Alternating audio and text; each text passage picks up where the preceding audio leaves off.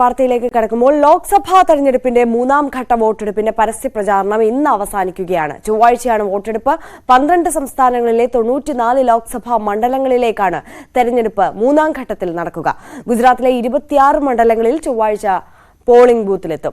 അസമിലെ 4 സീറ്റുകളും ബീഹാറിലെ 5 സീറ്റുകളിലും ഛത്തീസ്ഗഡിലെ 7 സീറ്റുകളിലും ഗോവയിലെ 2 സീറ്റുകളിലും ഗുജറാത്തിലെ 26 സീറ്റുകളിലും കർണാടകയിലെ 14 സീറ്റുകളിലും മധ്യപ്രദേശിലെ 8 സീറ്റുകളിലും മഹാരാഷ്ട്രയിലെ 11 സീറ്റുകളിലും ഉത്തർപ്രദേശിലെ 10 സീറ്റുകളിലും പശ്ചിമ ബംഗാളിലെ 4 സീറ്റുകളിലും ദാദ്ര നാഗർ ഹവേലി ദാമൻ ദ്യൂവിലെ 2 സീറ്റുകളിലും ജമ്മു ആൻഡ് കാശ്മീരിലെ 1 സീറ്റിലുമാണ് മൂന്നാം ഘട്ട ലോക്സഭാ തെരഞ്ഞെടുപ്പിൽ മെയ് 7-ന് പോളിംഗ് നടക്കുക. മധ്യപ്രദേശ് മുൻ മുഖ്യമന്ത്രി ശിവരാജ് സിംഗ് ചൌഹാൻ, ജ്യോതിരാദിത്യ സിന്ധ്യ, ദിഗ്വിജയ് സിംഗ്, സുപ്രിയ സുലെ, അധീർ രഞ്ജൻ ചൌധരി അടക്കമുള്ള നേതാക്കളാണ് മൂന്നാം ഘട്ടത്തിൽ ജനവിധി തേടുന്നത്. മനു ഭരത് തുടരുന്നുണ്ട് നമുക്കൊപ്പം. മനു, മൂന്നാം ഘട്ട തെരഞ്ഞെടുപ്പ് പോളിംഗ് ബൂത്തിലേക്ക് വിവിധ സംസ്ഥാനങ്ങളിലെ പ്രധാനപ്പെട്ട മണ്ഡലങ്ങൾ കടക്കുന്നു. പ്രമുഖരായ നിരവധി നേതാക്കൾ മത്സര രംഗത്തുണ്ട് എന്നുള്ള പ്രത്യേകത കൂടിയുണ്ട്. എങ്ങനെയാണ് വിശദാംശങ്ങൾ? ലോക്സഭാ തെരഞ്ഞെടുപ്പിന്റെ മൂന്നാം ഘട്ടത്തിന്റെ പരസ്യപ്രചാരണം ഇന്ന് അവസാനിക്കുമ്പോൾ അത് എല്ലാ പാർട്ടികൾക്കും വളരെ നിർണായകമായ ഒരു ദിനമാണ് ഇനി വരാനിരിക്കുന്നത്. 10 സംസ്ഥാനങ്ങളിലും കേന്ദ്ര ഭരണ പ്രദേശങ്ങളിലുമായാണ് മൂന്നാം ഘട്ട ജനവിധി ായി ആളുകൾ പോളിംഗ് ബൂത്തിലേക്ക് എത്തുന്നത്. 94 ലോക്സഭാ മണ്ഡലങ്ങളിൽ വോട്ടെടുപ്പ് നടക്കും. സ്വാഭാവികമായും BJPക്ക് വലിയ സ്വാധീനമുള്ള ഗുജറാത്തിലെ എല്ലാ സീറ്റുകളിലും ഇത്തവണ ഈ ഘട്ടത്തിൽ വോട്ടെടുപ്പ് നടക്കും എന്നത് വ്യക്തമാണ്. ഒപ്പം മഹാരാഷ്ട്രയും അതുപോലെ ഉത്തർപ്രദേശിലുമൊക്കെ BJPയെ സംബന്ധിച്ചിടത്തോളം വളരെ നിർണായകമാണ്. അവിടെയെല്ലാം മഹാരാഷ്ട്രയിൽ 11ഇടത്താണ്, ഉത്തർപ്രദേശിൽ 10 സീറ്റുകളിലുമൊക്കെ തെരഞ്ഞെടുപ്പ് നടക്കുന്നത്.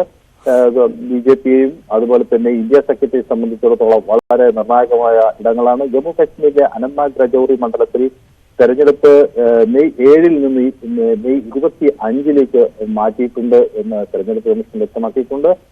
ഇന്നത്തെ ഈ പരസ്യപ്രചാരണം അവസാനിക്കുമ്പോൾ വളരെ BJPയുടെ പ്രമുഖ നേതാവ് അല്ലെങ്കിൽ കേന്ദ്ര ആഭ്യന്തരമന്ത്രി അമിത്ഷാ തെരഞ്ഞെടുപ്പിന് നേരിടുന്നു എന്ന ഒരു സവിശേഷത കൂടിയുണ്ട്.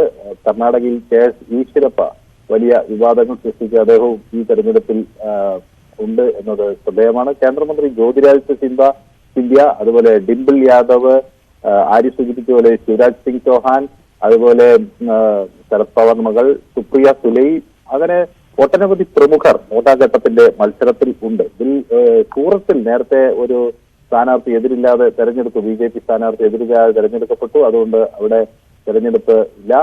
അതേസമയം പ്രചരണം ശക്തമാക്കി ഇരു സഖ്യങ്ങളും, ഇന്ത്യ സഖ്യവും NDA മുന്നണിയും നടക്കുന്നു. പ്രധാനമന്ത്രി നരേന്ദ്രമോദി ഇന്ന് ഉത്തർപ്രദേശിലും ഒക്കെ അദ്ദേഹം പ്രചരണം നടത്തുന്നുണ്ട്. അയോധ്യയിലൊക്കെ പ്രചരണം നടത്തുന്നുണ്ട്. ഒഡീഷയിലും പ്രധാനമന്ത്രി ഇന്നെത്തും.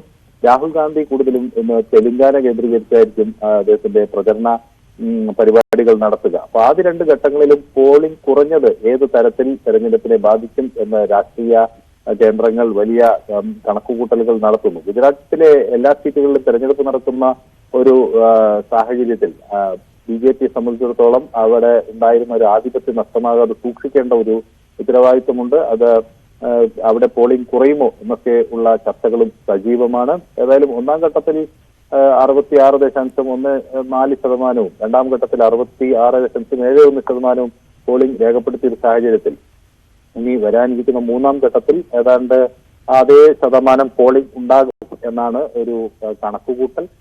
സ്വാഭാവികമായും രാജ്യം തെരഞ്ഞെടുപ്പിന്റെ ചൂടിലേക്ക് പൂർണ്ണമായും ഉയർന്നു നിൽക്കുമ്പോൾ ഈ മൂന്നാം ഘട്ടവും വളരെ പ്രാധാന്യത്തോടു കൂടിയാണ് ഇന്ത്യ ഉറ്റുനോക്കുന്നത്.